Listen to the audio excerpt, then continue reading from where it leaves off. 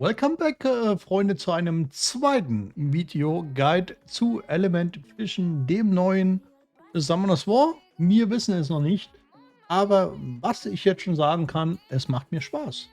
Ja, jetzt beim Tag 3 am Zocken und ich muss sagen, ja klar, es hat viele Ähnlichkeiten mit Summoners War, aber es macht auch jetzt schon einiges besser in Summoners War, wie zum Beispiel das City-System. Da schauen wir gleich noch mal rein. Ich habe ein paar Beschwörungen am Start, nicht so viel. Heute möchte ich euch zeigen, für die Anfänger, die gerade das Spiel erst entdeckt haben, was machen wir eigentlich zu Anfang? Wie starten wir am besten ins Spiel? Ich habe nämlich schon ein paar schwerwiegende Fehler gemacht, äh, wo du jetzt am Anfang darauf achten musst. Ja, und deswegen schauen wir uns das Ganze gleich mal an. Ich habe nämlich gleich am Anfang ein paar Fehler gemacht, wo jetzt nicht so optimal waren, um ins Spiel zu starten. Und das Ganze wollen wir natürlich vermeiden, gerade für die Free-to-Play-Spieler. Ich meine, für die Hardcore-Cacher ist es ja ohnehin egal. Ja, denn auch Packs kann man natürlich hier reichlich kaufen. Ja, gleich am Start bekommt ihr natürlich einige Beschwörungen geschenkt.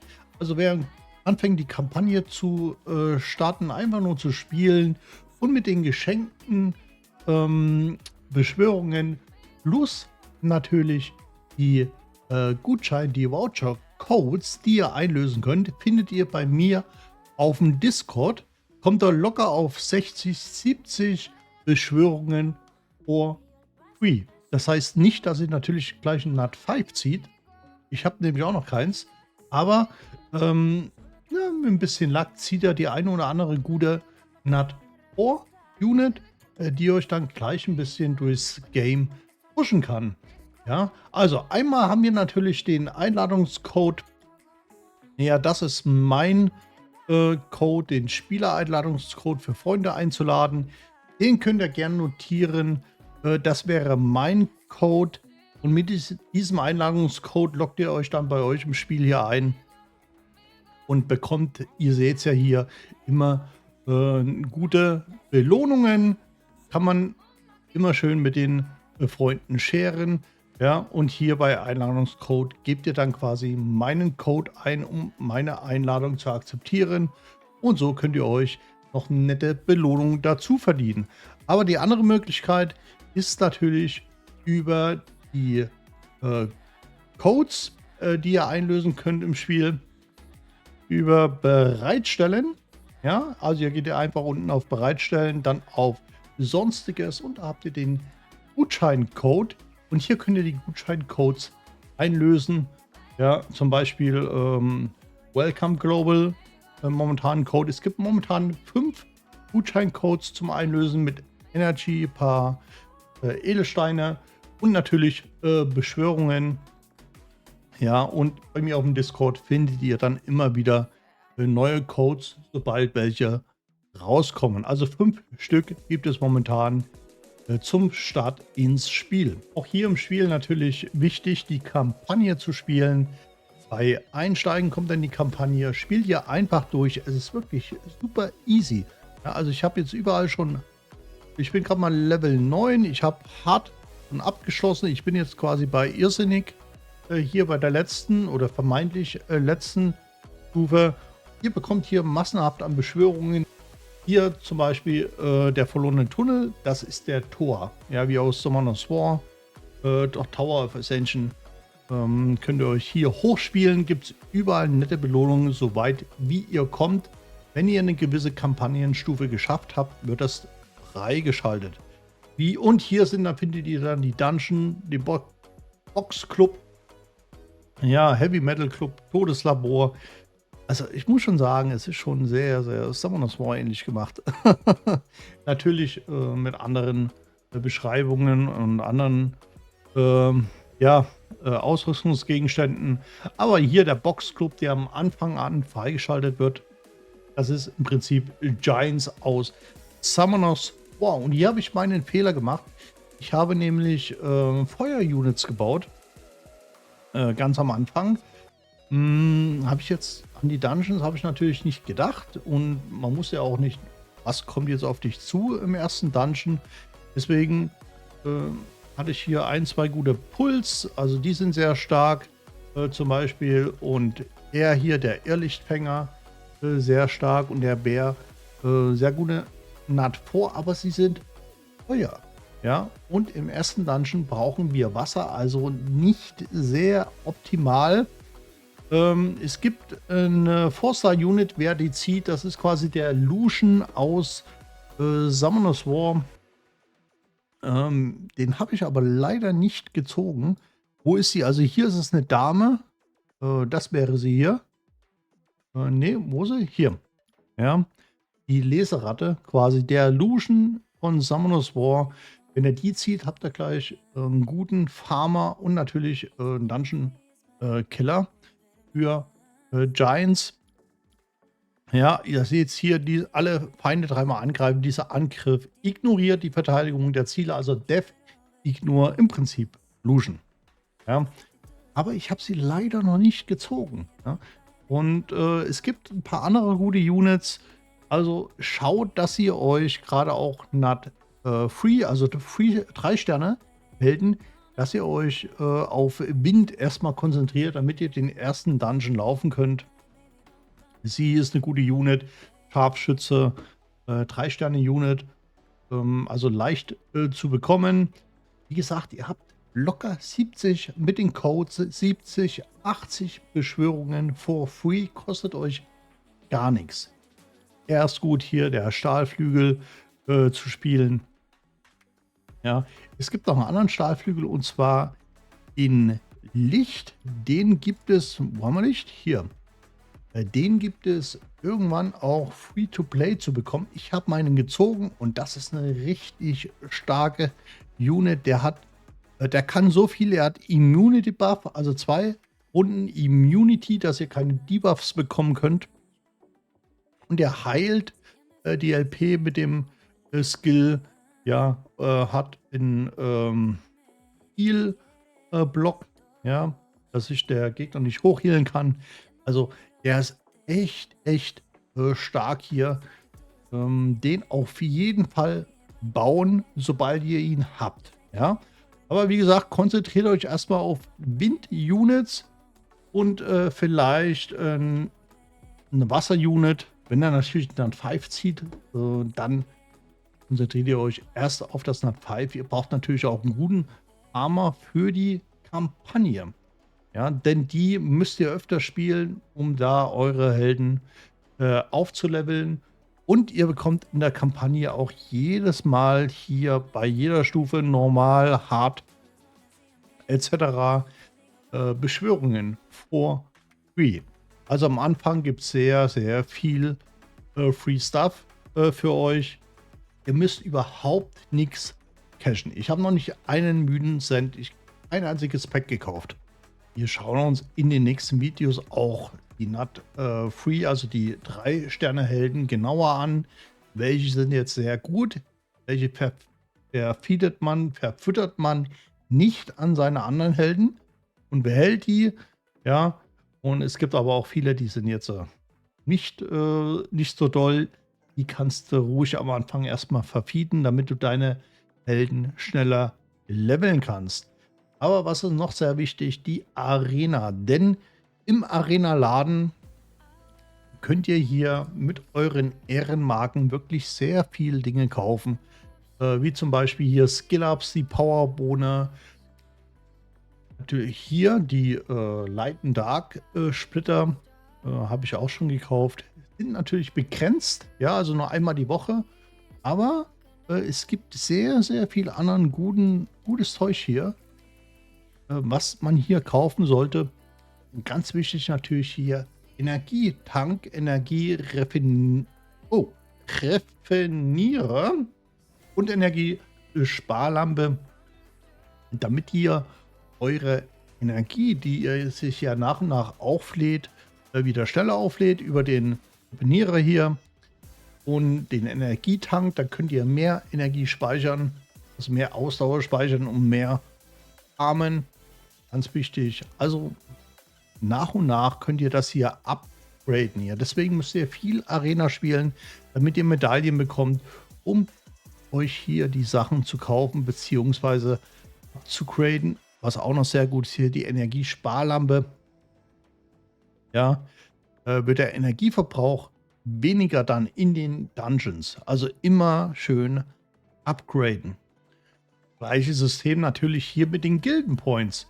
Ja, am besten schauen, dass ihr schnell in eine Gilde reinkommt. Momentan gibt es wirklich sehr viele Angebote, in die Gilde zu gehen. Das wird sich irgendwann ändern, wenn die ersten Gilden voll sind und die Gilden nicht mehr neue Spieler haben wollen. Dann wird es schon ein bisschen schwieriger, in die Gilde zu gehen. Deswegen nutzt die Zeit. Jetzt am Anfang des Spieles kommt ihr noch leicht in die Gilden rein. Ja, weil hier könnt ihr euch natürlich auch viele coole Sachen kaufen mit euren Gilden Points. Allein natürlich hier die Irrlichter, das sind die, ja, die Rainbow Mons von Summoner's War, um eure Helden aufzuleveln. Ja, 4 Sterne Irrlichter, also wirklich eine hübsche Sache hier. Beschwörungen könnt ihr auch kaufen. Habe ich noch nicht gemacht, weil ich möchte erstmal die Sachen kaufen. Ich habe ja noch gar keine Gildenpunkte im Übrigen großartig. Also so schnell kriegst du Gildenpunkte nicht wie Ehrenpunkte. Deswegen Arena erstmal am wichtigsten und nebenbei die Gilde laufen lassen. Was hier im Spiel schön ist, seine Runen kann man sehr, sehr günstig aufwerten. Also es kostet nicht viel Gold, die auf 12 hochzuziehen. Wie es dann später mit 15 plus 15 aussieht, weiß ich noch nicht, wie teuer das wird. Aber bis 12 ist es super billig, hier aufzuwerten. Deswegen habe ich meine auch schon auf 12 gemacht. Das ist zum Beispiel ein Set, das bekommt ihr, wenn ihr eine gewisse Kampagnenstufe abschließt. Und mit dem könnt ihr schon mal richtig gut farmen. Sucht euch einen Helden aus, eine Attacker-Unit oder auch ein LP-Damage-Dealer, wie ich das bei ihm hier gemacht habe, beim Irrlichtfänger. Der beruht auf LP, ist ein Nuker, aber von LP abhängig, also von Lebenspoints. Der stirbt deswegen nicht so schnell. Und ihn habe ich gebaut in Verbindung mit diesem Vampire-Set. Ja, er stellt sich auch selber LP wieder her, aber stärker natürlich dann nochmal mit dem Lebensraum Vampire-Set. Der kann eben nicht so schnell wegsterben. Ich habe jetzt aber noch nicht so viel gute Nuker gezogen, also gute Damage-Dealer. Deswegen habe ich ihn gebaut. Konzentriert euch auf eure beste Damage-Unit, am besten natürlich AOE-Damage, ja, also auf mehr Attacke, auf mehrere Feinde und baut diese eine Einheit. Konzentriert euch auf die, zieht die erstmal hoch, dass ihr die zumindest auf 50 habt und auf 60, dann auf 6 Sterne ist nochmal eine andere Sache, ist nicht so leicht, dauert ein bisschen. Also wenn ihr 2 Farmer hier habt mit 50, ist das erstmal okay. Da kommt ihr erstmal gut durch die Kampagne und gut durch die Dungeons. Aber denkt dran, am besten Wind. Wenn ihr einen guten Windnuker habt, konzentriert euch auf den. Bei mir lief es leider falsch, aber vielleicht ziehe ich ja gleich noch ein. Diese Irrlichter hier, die sind natürlich sehr wichtig für zum Upgraden eurer anderen Helden. Ja, und die bekommen wir meist Kampagne, aber auch aus dem Tower of Ascensions, nenne ich schon. So heißt er natürlich nicht. Hier. Ja, aus dem verlorenen Tunnel. Da kann man die droppen. Gibt es immer schicke Belohnungen. Also hier gibt es mal 3 zum Beispiel. Hier gibt es auch nochmal 5. Also schaut, dass ihr so hoch wie möglich spielt. Ihr könnt immer ein Freundesmonster nehmen, wenn ihr es mit euren eigenen Helden nicht schafft. Deswegen Freunde, Gildenmitglieder, Freunde, ganz wichtig hier im Spiel. Wo man die Irrlichter auch noch bekommt, ist bei den Missionen, bei den Quests und hier bei den Herausforderungen. Schaut euch immer an, was muss ich machen, gerade die Free-to-Play-Spieler, um hier an das gute Material zu kommen. Also seht ihr ja hier mal die Aufgabenstellung, erhöhe die Fähigkeitsstufe eines beliebigen Elements. Dann bekommen wir hier Irrlichter for free, hier bekommen wir Runen for free. Ja, also immer schön abarbeiten. Gleiche hier bei den ähm, ein Part der Wahrheit. Bekomme Beschwörungen, Runen, Bauteile. Ja, also immer schön schauen oder was hier für Quests gibt oder Missionen. Da gibt es Free Stuff ohne Ende. Also nicht unbedingt gleich cashen, obwohl ein bisschen so ein kleines Pack kann man sich mal kaufen, weil wir wollen ja den Publisher unterstützen. Wenn euch das Spiel gefällt, natürlich, um Gottes Willen, holt euch ein Pack. Es gibt ein paar sehr gute Angebote, aber ich würde mir jetzt nicht gleich ein 100 € Pack kaufen. Persönlich. Ja. Im Allgemeinen sind natürlich die Abos ganz gut. Aber denkt dran, wenn ihr nicht sicher seid, spiele ich das Spiel jetzt wenigstens mal 14 Tage, dann lohnt sich so ein Abo schon wieder nicht unbedingt. Aber hier bekommt man für kleines Geld über 30 Tage hinweg gute Sachen. Ja, immer, also ihr bekommt einiges gleich, Gems gleich und dann pro Tag. Und einmal am Tag bekommt ihr eine Beschwörung. Und das finde ich richtig cool hier. Ja, für 11 € ist nicht schlecht. Aber das ist natürlich für alle Leiden Dark Jäger das Pack. Ja, die Dämmerungskarte. Ja, also mit dem Pieces, hier habt ihr dann, wie gesagt, 3 komplette Beschwörungen, Leiden Dark Beschwörungen im Monat. Aber für mich sieht das Pack hier am besten aus und das auch die 2. Ja, kann man ruhig mal ein bisschen für kleines Geld den Publisher unterstützen. Wir wollen ja immerhin, dass das Spiel auch erfolgreich wird. Ja, und das ist am besten natürlich am Anfang über die Downloadzahlen und natürlich über die Einnahmen, über die Verkäufe, über die Packs. Anfänger-Pack ist auch noch okay für 5,49 € hier. Ich muss mal schauen, dass ich bei mir das Land ändere, damit ich in meiner Landeswährung einkaufen kann. Dann wird es billiger. Und in US-Dollar ist auch noch mal ein bisschen billiger, aber bei dem Preis jetzt ist okay. Ja, also 500 Gems für 5,49 und dann wird dann Paket 2 freigeschaltet. Wie gesagt, die sind auch noch okay. Kann man auch kaufen, die Packs. So, was haben wir denn? Beschwörungen. Ja, kommen wir nochmal zu den Pity-Systemen. Hier oben bei dem Ausrufezeichen könnt ihr mal schauen, was habe ich denn schon beschworen? Also ich habe schon 119 Beschwörungen weg.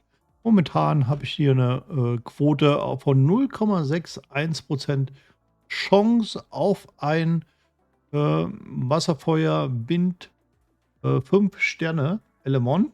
Also auf einen 5-Sterne-Helden ist natürlich nicht so groß.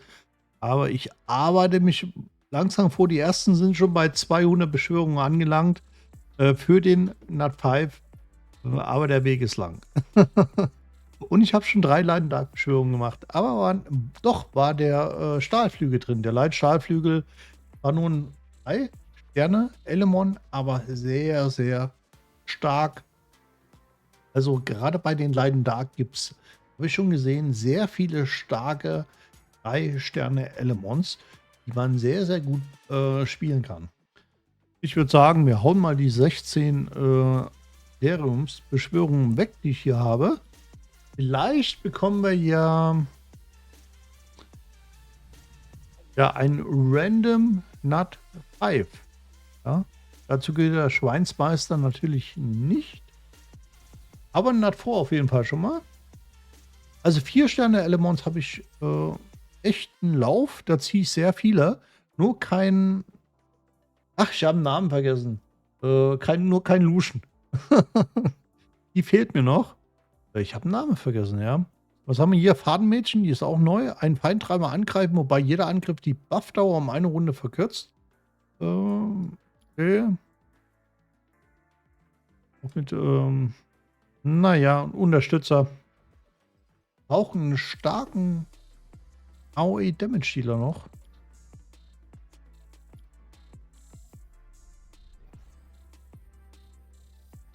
Ja, die Rate, die ist natürlich. Aber wir haben das Pity. Wir haben das Pity. Ja, deswegen, also früher oder später bekommt jeder sein 5 Sterne Element. Ich muss mich erst an den Namen Element gewöhnen. Wir haben hier keine Monster, wir haben hier keine Helden, wir haben hier Elements. Ja. Okay. Gut, dann machen wir noch einen Zehner.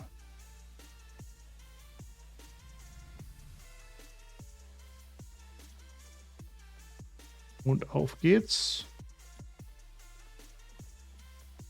Ja, haben wir erweitert.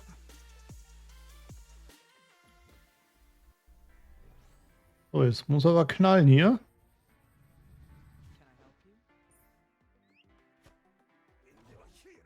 Ja, Skill-Ups ist gut. Oh, das sieht schlecht aus. Da kommt ja gar nichts. Das sieht schlecht aus. Nee, da kommt nichts mehr. Da war ja gar nichts. Das war... Das war aber keine gute Werbung jetzt hier fürs Spiel, Leute. Ja? Okay, also das vergessen wir gerade ganz schnell. Ja, was noch wichtig ist, holt euch den XP-Booster, damit ihr schneller leveln könnt. Ja? Wo bekomme ich den XP-Booster? Hier auch im Laden könnt ihr mit Gems kaufen.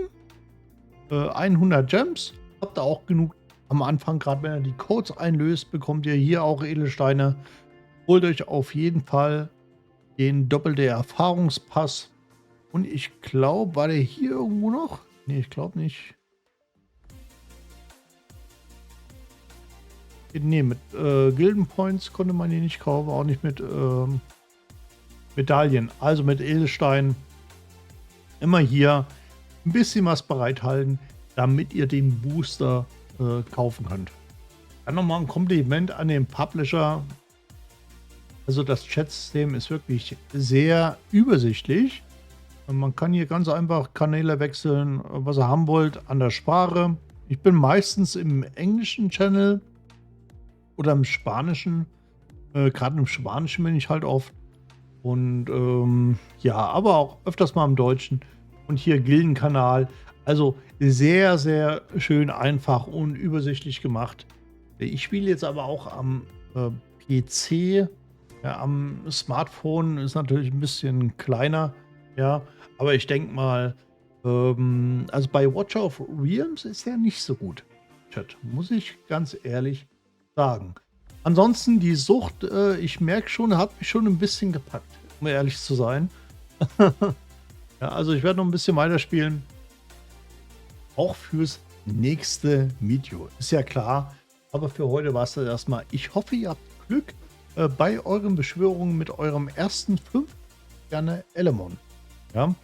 Und wer weiß, der ein oder andere vielleicht ein Leiden Dark nach 5 schon. Ja. Das wollen wir alle haben, ist ja klar. Ansonsten denkt an die Codes, an meinen Einladungscode, Codes bei mir auf dem Discord und an das Like und, wenn ihr noch nicht habt, ein Abo. Ja, in diesem Sinne, bis zum nächsten Mal. Simon Grinding, euer Lobo.